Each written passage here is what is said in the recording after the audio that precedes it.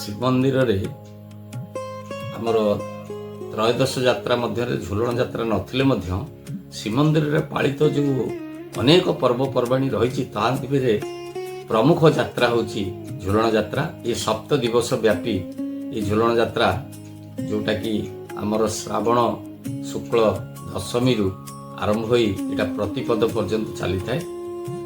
ये गवेषक माने एवं जहाँ जना जाए राय रामानंद एवं श्री चैतन्य महाप्रभु प्रभाव रे ये झुलण यात्रार आरंभ होता 16 शताब्दी प्राय शेष भाग में अन्य केतक मध्य यह 17 शताब्दी रे आरंभ होइछि बोली झुलण यात्रा अनुमान करती।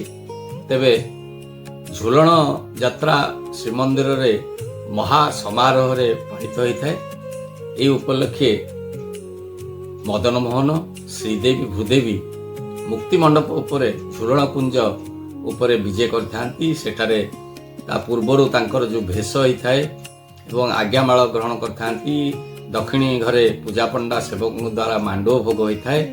तापर झुलण कुंज ठारे मध्य शीतल भोग और अन्यान्य सबू पंचोपचार रे भोग करा जाय थाए। तांकर बंदापना आळती इत्यादि सब करा जाय थाए।